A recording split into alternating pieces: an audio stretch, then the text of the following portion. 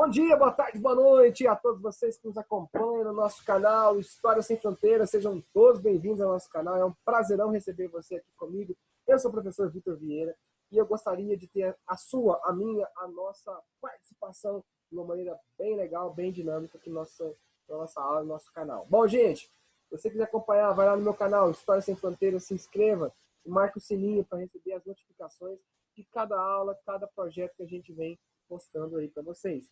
Tá? Temos novidades postadas ontem lá para vocês, muito legal, que vale a pena assistir. Gente, hoje nós vamos falar um pouquinho sobre a administração colonial no Brasil, como que ocorre esse processo de dominação territorial, beleza? Bom, por volta do ano de entre 1500 e 1530, né? Se em 1500 Pedro Álvares Cabral chega com as suas 13 caravelas, veja, ele já sai de Portugal com a intenção de dominar o território. E ele vem para essa região, que seria a região de Porto Seguro, Monte Pascoal, né? Nesse território aqui assim. Bom, de 1500 a 1530 era preciso proteger a costa dessa colônia, a chamada navegação de guarda-costa, né? E dentre elas ocorreu também um grande comerciante naquele momento, né, de madeira, de pau-brasil, óbvio, né? Ele vem aqui para o Brasil, vai extraindo a madeira e vai comercializando com a Europa, em Portugal, propriamente dito. E esse senhor, um tal de Gaspar Lemes, um dos grandes, né, navegadores, comprador de madeira, e teve um outro senhor também, um cristão em pé, né, um judeu convertido na vida adulta, um senhor chamado de Fernando de Noronha. Já ouviu falar desse cara? Fernão de Noronha? Sim ou não, turma? Bom, e esse Fernando de Noronha, Fernão de Noronha, ou Fernando de Noronha, né? Toda a madeira que era comprada aqui no Nordeste brasileiro, ele levava para uma ilha. E nessa ilha, então, né, a 540 quilômetros, mais ou menos, 550 quilômetros de Recife, ele levava essa madeira para essa ilha e lá ela era, né, comercializada com outros navegadores. Né? Era um ponto de extração, era um entreposto entre o continente e a ilha, né? Então toda essa madeira era levada ali para a ilha de Fernando de Noronha, que hoje pertence, né, ao município, né, ao estado de Pernambuco. Bom, em 1530 esse território estava sendo ameaçado pela dominação de outros povos, então foi preciso dividir esse território, a coroa portuguesa precisa dividir esse território entre as terras que pertencem à Espanha e Portugal, já tinha o Tratado de Tordesilhas, mas era preciso administrar esse território. Para administrar, o governo português adotou uma prática que se fazia lá em Portugal, durante as guerras de reconquista, por volta do século XII até o século XV, mais ou menos, né? Entre o século XII, século XIII, até o século XV, né? Que era um programa de capitanias hereditárias. Já era uma prática em Portugal muito antiga. Aquelas terras que eles conquistaram ao sul de Portugal, né, a região do Algarve, pertenciam aos árabes, aos muçulmanos. Então, assim que os portugueses conseguem dominar o Algarve, que é o sul de Portugal, aquelas terras novas eram doadas, as chamadas capitanias hereditárias. E cada pedaço de terra era dividido em sesmarias, como um processo de ocupação, de povoamento daquele território.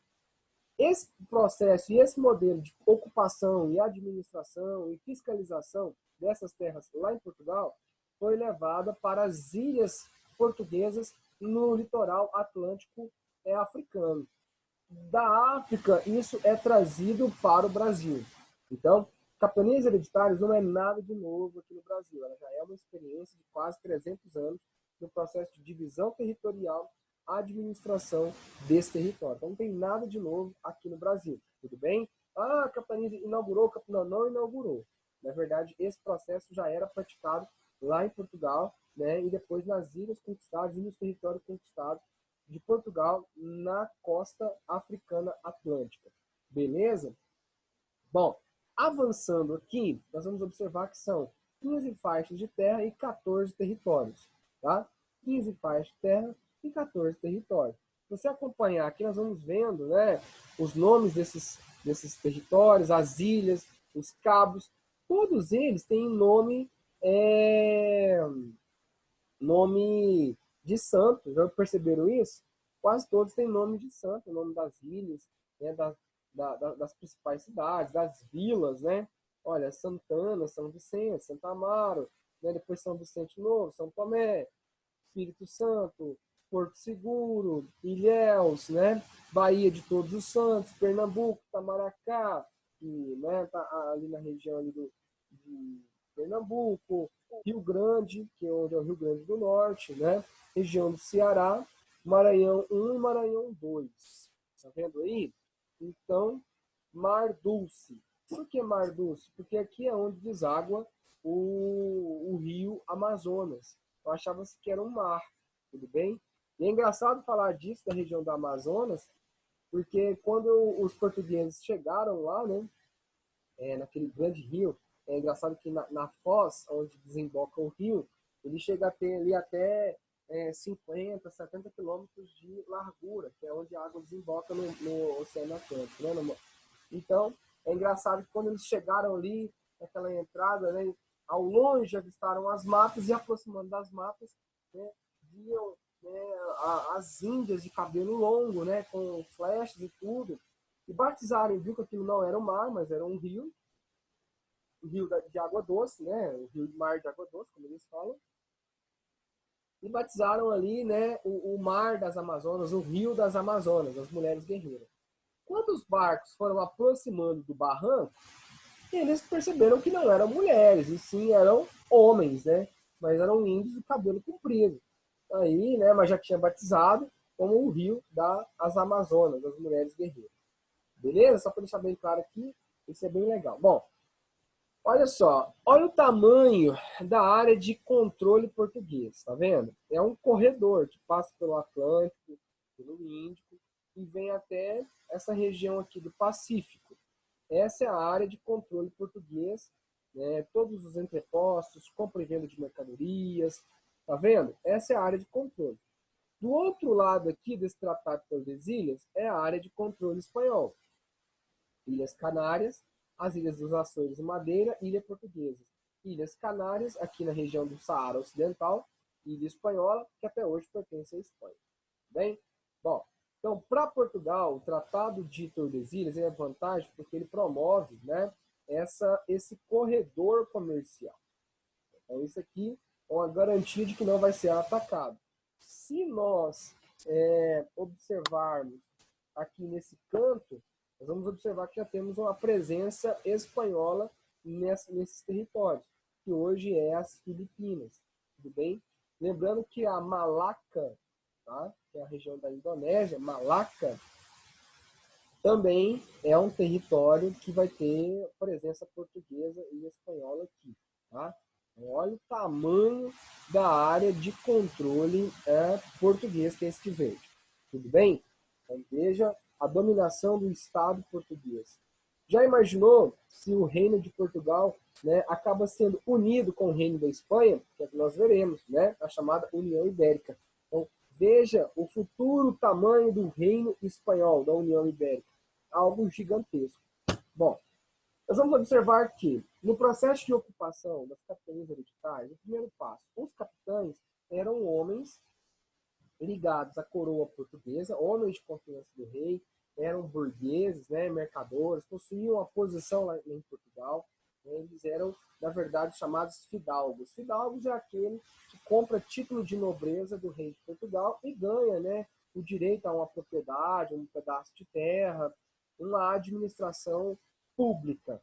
Tudo bem? É o título de fidalguia. E muitos queriam investir aqui no Brasil, né, nesse território colonial, até então batizado de Ilha de Santa Cruz, Ilha de Vera Cruz, Terra de Santa Cruz, para depois, a partir de 1530, ser batizado como Brasil. Bom, o primeiro processo que um capitão tem que fazer aqui é criar a carta de doação. O que é essa carta de doação? Ela oficializa o donatário como administrador dessa terra. Lembrando que essa terra não pertence ao capitão, mas ele tem o direito de usufruto para explorar esse território. E 40% dessa exploração vai para o rei de Portugal na forma de imposto. carta foral, eram os deveres, eram os direitos e deveres que o capitão deveria exercer aqui na colônia. Dentre esses direitos, né, esses direitos que ele tinha de, né, de explorar o território, direito às minas de metais preciosos encontrados aqui, e o dever de povoar a região, né, com a doação de pequenas terras, as chamadas sesmarias.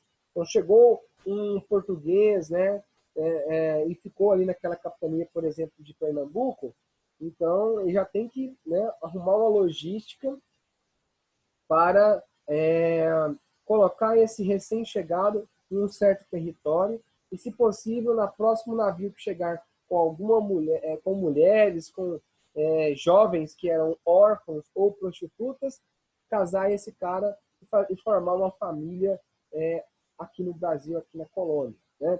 Formando a família, começa o processo de povoamento do território ali das Sesmarias, ok? Bom, além disso, ele tinha o dever de catequizar.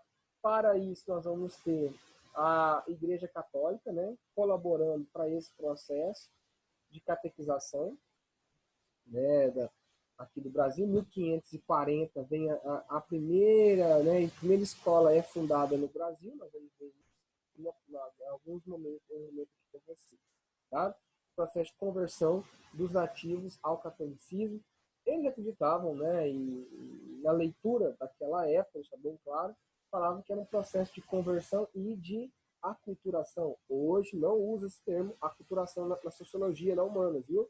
Hoje nós chamamos uma palavra mais apropriada, seria de transculturação, ou seja, um trânsito, uma troca de cultura.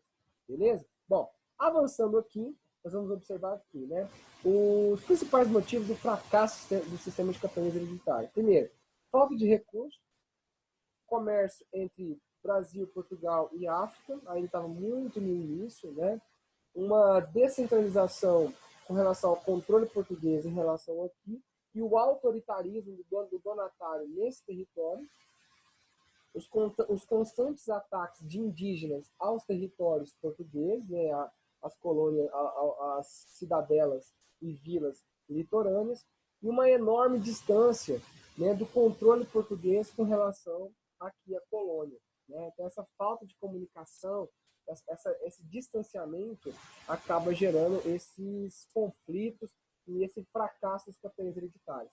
Lembrando que duas que deram certo, São Vicente, tá? Vamos voltar aqui um pouquinho, região de São Vicente aqui embaixo, e a região, né, com Martim Afonso de Souza, e a região de Pernambuco com Duarte Coelho. Tá? Essas foram as duas capitanias que tiveram êxito aqui.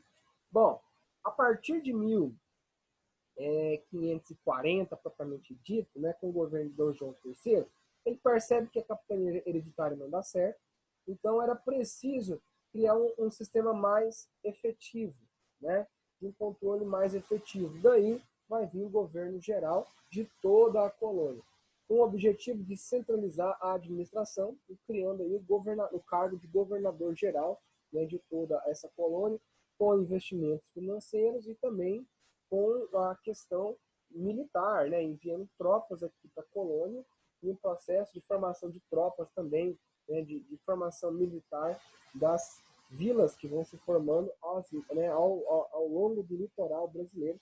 Outra coisa que vale a pena lembrar também, que eu não apresentei aqui para vocês, vou voltar aqui, é a construção de fortes, de quartéis generais, né, no litoral, com os canhões apontados para o mar, como uma forma de proteger a costa brasileira da invasão estrangeira. Bom, é fundamental que se entenda que o governo geral não extinguiu as capitanias hereditárias. É só uma forma de administração centralizada. Antes, nós temos ali 15 territórios que às vezes gerava, né, um desentendimento ou uma falta de comunicação com o governo português. Agora eu crio um governo geral e que o governo geral ele vai centralizar o poder político, mas ainda permanece as capitanias hereditárias aqui no território colonial português, né? Luso português. Bom, vamos observar como é que funcionava. Então era assim, ó, eu tenho o rei, o governador geral, abaixo do governador geral nós temos o que? As capitanias hereditárias, tudo bem? capitanias hereditárias e capitanias reais, que era controlado diretamente pela coroa. As cidades e as vilas, também chamadas de câmaras municipais. Bom, quem que vai controlar no governo geral? Quem são os principais cargos? São o provedor-mor, responsável pela cobrança de impostos, o ouvidor-mor, responsável pela justiça, e o capitão-mor, responsável pela defesa desse território. Esses são os cargos administrativos portugueses instalados aqui na colônia, como uma forma de administrar todo o território. Veja que a dominação portuguesa ela já vai se implantando aqui no território. Bom, o primeiro governador geral do Brasil foi esse cara que aparece na foto aí para vocês, né, o chamado Tomé de Souza. Foi o primeiro, deixa eu voltar aqui. Tomé de Souza foi o primeiro governador, tá? Ele fundou a capital, a primeira cidade do Brasil, né? Salvador. Ele foi responsável pela fundação da cidade de Salvador, tá? E trouxe também o primeiro colegiado de padres, de bispos. Trouxe, né, como havia dito, os primeiros padres jesuítas, a comando do padre Manuel da Nóbrega, onde vai criar aí, né, as primeiras igrejas, né, as primeiras paróquias aqui no Brasil colonial. Nesse primeiro momento, né, animais são trazidos para cá, como porcos, como gado, galinhas. É engraçado que galinhas da África, né, são trazidas para cá também, a chamada galinha da Angola, vamos falar disso. E a primeira escola fundada no Brasil foi criada lá em São Paulo, né, pelo padre Manuel da Nóbrega. No caso aqui seria o padre José de Anchieta, nós vamos ver daqui a pouquinho José de Anchieta em outro governo. Por volta do ano de 1553 a 1558, um outro governo, bom, devido a alguns problemas, né, de autoritarismo de Tomé de Souza, né, nós vamos ter a substituição por Duarte da Costa. Duarte da Costa, então, ele teve alguns problemas com alguns donatários e alguns colonos, né, por conta de cobrança de impostos. E isso, bom, ele também, por apoio da Igreja Católica, ele traz para cá o padre José de Anchieta, que era um espanhol, onde vai fundar em São Paulo a primeira escola, né, jesuítica no processo de conversão do Brasil, que até hoje, se você for em São Paulo, você vai encontrar essa escola lá. Na região litorânea do Rio de Janeiro, nós vamos ter algumas dificuldades. Por quê? Quais são essas dificuldades? Né? Franceses fugindo das perseguições religiosas lá de Paris, né? Franceses calvinistas, franceses evangélicos, né? Puritanos, eles fogem da França e vêm, imigram, né? Um grupo de 3 navios comandados pelo comandante Nicolau Durand Beauvillion. Ele acaba chegando, né, à Baía de Guanabara. E ali eles vão fundar, né, eles fazem um acordo amistoso com os nativos ali, os índios tamoios, e acabam, né, fundando a primeira vila de franceses no litoral brasileiro, né, ali na região do Rio de Janeiro, onde eles criam a chamada França Antártica em 1555. Só que isso era uma ameaça à dominação portuguesa. Duarte da Costa também teve que enfrentar, né, essa insurreição de vários nativos tentaram, né, dominar e atacar as cidades, né, as vilas portuguesas, né, principalmente ali na próxima região de São Paulo, na região de Ubatuba, né, ali na região do litoral brasileiro, ali em São Paulo, né, que só foi resolvida um tempo depois, onde vai ser uma negociação do padre Manuel da Nóbrega e o padre Anchieta com os índios, né, a paz de Iperóide, né, que é onde faz a negociação com esses índios tamoios para evitar esse conflito aí. E aqueles índios que tinham uma relação amistosa, inicia-se o processo de conversão e catequização desses nativos, né? É também o chamado a paz dos tamoios, para evitar a matança de tantos indígenas, pois os padres acreditavam que os índios tinham uma alma pura, né? A alma limpa. Bom, no outro momento nós vamos ver o governo de Mendes Sá, okay? No ano de 1558 a 1572, Mendes Sá tem um grande desafio, que é expulsar, né? Expulsar os franceses do Brasil. E como que eles vão fazer isso? Bom, tem que mandar tropas. Então, o Mendes Sá, como ele era governador e ficava lá na Bahia, ele então manda, né, o seu sobrinho à Vila de São Sebastião do Rio de Janeiro, em 1565, e vai começar uma guerra, né? Aí nós vamos ver ali Estácio de Sá na luta, né, com parte de Bertioga, que seria ali um território, né, ali próximo ao Rio de Janeiro, né, na divisa de São Paulo, na região de Guarujá, Bertioga e Guarujá ali, e nós vamos observar, né, eles vão criar uma vila de São Sebastião no Rio de Janeiro, próxima à França Antártica, como uma forma de dominar o território e expulsar ali os franceses, que vai ter uma guerra, e o responsável pela expulsão dos franceses do litoral sul do Brasil foi o Mendes Sá. Bom, em 1567, os franceses foram expulsos do Brasil, um episódio que custou a vida, né, do Mendes Sá, ele foi morto nessa batalha, e isso, né, a gente vai observar. Bom, após a morte de Mendes Sá, o Brasil foi dividido em duas regiões. Eu tenho a região controlada pelo norte, onde vai ser a Capitania Geral do Maranhão, e a região sul, Capitania Geral de Salné Geral do Brasil. Tudo bem? Na região norte, a capital seria Salvador. E na região sul, a capital seria o Rio de Janeiro. Nós vamos observar isso aí em outro momento. Então, ó, eu tenho essa região sul, né, Capitania Geral do Brasil. Nessa capitania, a capital seria Rio de Janeiro. E na região norte, Capitania Geral do Maranhão, nós vamos ter aqui a capital, Salvador. Bom, vai se criar nas vilas, né, as câmaras de vereadores, como se falava, as câmaras municipais, que eram, né, escolhidas e nomeadas por homens de boa índole, que fazia parte da aristocracia portuguesa ali naquele território, né? Então ele tinha uma condição de posse, né? Ele era católico, casado, né? Ele tinha uma grande propriedade, ou ele era um senhor de engenho, enfim. Esse era o escolhido para ser um vereador na Câmara Municipal, representando ali um poder, né, o controle português naquele território. Né? Então, existiam aí os núcleos de povoamento, né, chamadas aldeias brancas, que vai virar, quando chega a condição de vila, né, aí é algo mais estruturado, tem abertura de estradas, cobrança de impostos, contratação de funcionários, né, guardas, e que nós estamos vendo alguns tipos de pelourinho, onde é o marco fundador desse território, né, do governo português. Em várias cidades da litorânea brasileira, no período colonial, tem esse pelourinho, não sei se você já viu, mas tem esse pelourinho.